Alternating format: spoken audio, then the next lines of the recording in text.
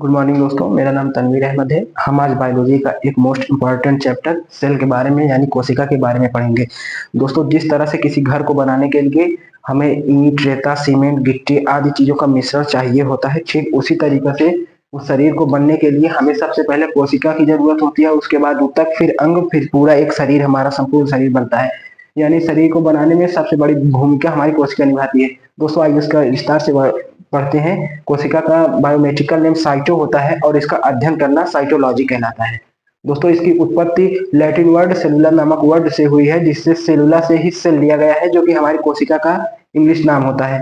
दोस्तों, अब बात करते हैं इसके जनक या खोजकर्ता। इसके जनक खोजकर्ता रॉबर्ट हुक है, जो जिन्होंने 1665 ईस्वी में एक लकड़ी के टुकड़े में कार्क की आकृति जैसी मृत कोशिका की खोज की।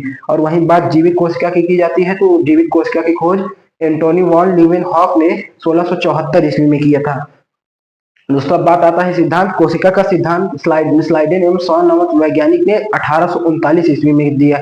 और ओवरऑल सबसे बड़ी कोशिका विश्व की सबसे बड़ी कोशिका शुतुरमुर्ग का अंडा है और सबसे छोटी कोशिका माइक्रोप्लाज्मा है। और मनुष्य में सबसे बड़ी कोशिका दोस्तों स्पर्म होता है, जो कि मेल गैमेट होता है, और सबसे छोटी कोशिका ओवरी होती है, जो कि फीमेल गैमेट होता है। अब मनुष्य में सबसे लंबी कोशिका दोस्तों न्यूरॉन होती है। एक आती है बड़ी कोशिका, एक आती है लंबी कोशिका। अगर बड़ी कोशिका की बात करें दोस्तों, तो वहां पे हमारा स्पर्म आता है, और छोटी लंबी कोशिका की बात करें तो वहां हमारा न्यूरॉन आता है। और न्यूरॉन ही विभाजन रहित कोशिका होती है दोस्तों। और उसके बाद आता है सबसे तेज विभाजन। सबसे तेज विभाजन यकृत यानी लीवर में होता है। लीवर को आप कहीं से भी डैमेज कर दीजिए, कुछ दिनों में वो पुनः अपनी स्थिति ले लेता है। दोस्तों, अभी हमने कोशिका के बारे में बेसिक इंफॉर्मेशन पढ़ा। अब हम कोशिका के पार्ट यानी कोशिकांग के बारे में पढ़ेंगे। यहाँ हमारा पहला आता है कोशिका झिल्ली, जिसे हम सेल मेम्ब्रेन कहते हैं। सेल मेम्ब्रेन ये पादप कोशिका और जंतु कोशिका दोनों में पाई जाती है। इसका कार्य प्रोटीन बनाना होता है। सेल मेम्ब्रेन प्रोटीन बनाना होता है। ये कोशिका एक झिल्ली के आकार की होती है, जिसमें हमारा माइटोकॉन्ड्रिया, गोल्गी बॉडी, न्यूक्लियस आदि रहते हैं। और एक आता है कोशिका भित्ति, जिसे हम सेल वॉल कहते हैं। ये केवल पादप कोशिकाओं में पाई जाती है।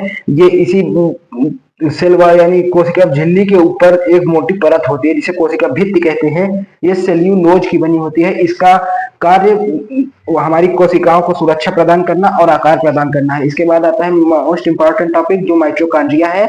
इसके खोजकर्ता अल्टमैन है। इसे ऊर्जा गृह भी कहते हैं। जब दोस्तों हम सांस लेते हैं तो हीमोग्लोबिन ऑक्सीजन को लेकर जाकर कोशिका में माइटोकॉन्ड्रिया को देता है, और माइटोकॉन्ड्रिया उससे रिएक्शन करके एक चक्र चलाता है, जिसे क्रेब्स रिएक्शन कहते हैं, जिसकी खोज क्रेब्स नामक वैज्ञानिक ने की थी। जब दोस्तों माइटोकॉन्ड्रिया क्रेब्स रिएक्शन करता है तो उससे एटीपी बनती है, और 38 एटीपी मिलकर ग्लूकोज का निर्माण करती है।